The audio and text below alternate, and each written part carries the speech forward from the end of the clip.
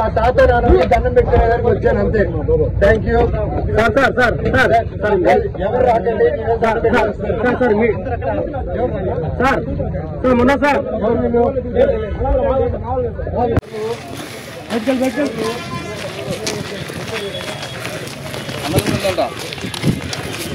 లోపల కారణం జాగ్రత్త అక్కడే ఉంది. లోగో నీ దగ్గర పెట్టుకొస్తాము. వచ్చేసావు.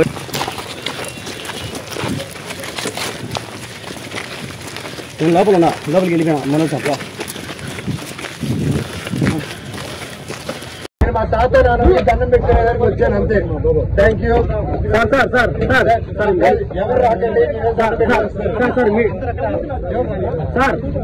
మొన్న సార్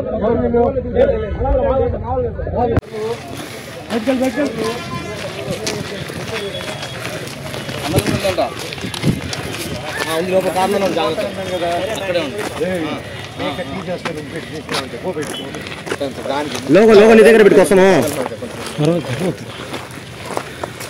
వచ్చేసావు.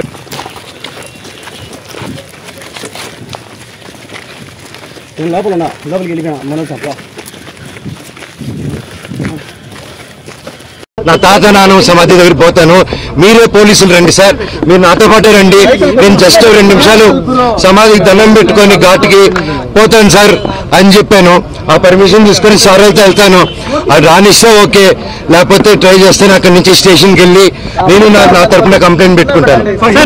మీరు మంత్రి నారా లోకేష్ కూడా కలిశారు. ఏం ఆయన మీకు జరుగుతున్న ఘటనల గురించి ఏమన్నా ఫిర్యాదు చేశారు? లేదండి, మేము ఏదో పర్సనల్ గా కలుసుకున్నాం కానీ వేరే ఏం లేదండి. లాయర్ తరఫున ఇన్ఫర్మేషన్ అదేం లేదు సార్. సార్ నేను అది లేను సార్. నేను లాయర్ని పెట్టి ఇచ్చేద్దాం, వీడిని హోర్డింగ్ నింపుదాం, వీడు పడుకొని ఇంట్లో పిల్లలు ఉండగా చక్కెర పోద్దాం, ఇవన్నీ నేను చేయను సార్. మీకు తెలుసు కదా, లోకల్లో కదా మీరంతా, ఈ లోకల్లో తెలుసు కదా నా గురించి. మీకు నా గురించి అడిగి సార్, ఊర్లో సరదాగా కెమెరాలు ఎత్తుకొని వీడేంది, వీడి కథ ఏందని అడగను పోయి మీకే అర్థమైపోతుంది అంతా. నేను కేవలం నేను అడిగిందల్లా ఒకటే, ఇక్కడ జనాలు హాస్టల్ పిల్లకాయలు అండ్ ఆ తర్వాత బయట చదివే హాస్టల్స్ దగ్గర కూడా క్యాష్ డిమాండ్ చేద్దాం. ఈ హేమాద్రి నాయుడు వీళ్ళందరూ కలిసి అండ్ వాళ్ళ దగ్గర వాట్సాప్ చాట్లన్నీ ఉన్నాయి సార్. బెదిరించడే హాస్టల్ అంతా ఖాళీలు చేపించడం. అండ్ ఎలా సార్, ఒక ప్రైవేట్ వాళ్ళకి సొంత నేను ఒక కంపెనీ ఓపెన్ చేసి, వల్మరన్ కంపెనీ ఓపెన్ చేసి నేను జైలేను కదా సార్ అవన్నీ. సో నేను అడిగా, స్టూడెంట్స్ కి ప్రాబ్లం అవుతుంది, ఇక్కడ ఉన్న విలేజెస్ ప్రాబ్లం అవుతుంది, అందరూ మన వాళ్ళు, ఎట్టా వీళ్ళకి ఏదో ఒకటి చేయాలి కదా, మనం కూర్చొని మాట్లాడతాము. ఇబ్బందులు అవుతున్నాయి నాన్న, మీ వరకు రావట్లేదు అంటే నాన్నగారి వరకు రీచ్ అయ్యేలా కూడా నేను తీసుకెళ్ళట్లేదు.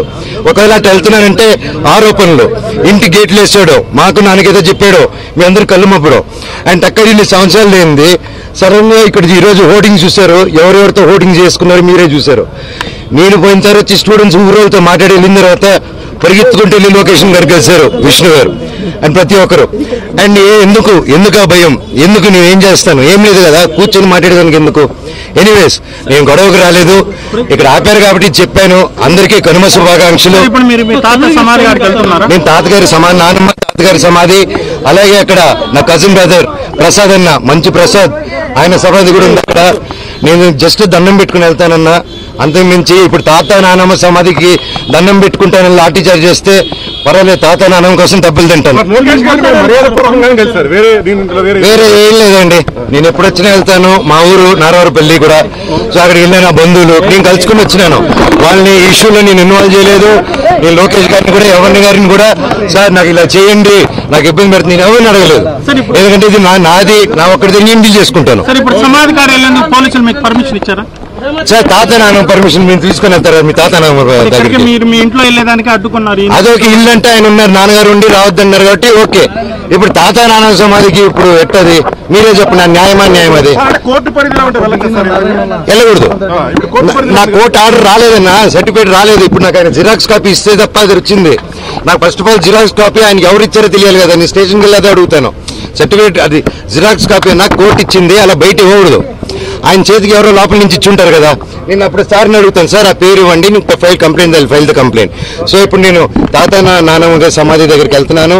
దండం పెట్టుకుని నేరుగా చంద్రగిరి స్టేషన్ కానీ ఎస్పీ గారి దగ్గరికి కానీ ఎవరు పర్మిషన్ ఇస్తే, అపాయింట్మెంట్ ఇస్తే అడిగి కలిసి అఫీషియల్ గా లాంచ్ చేసుకొని అండ్ ముఖ్యంగా అందరికీ కనుమ శుభాకాంక్షలు.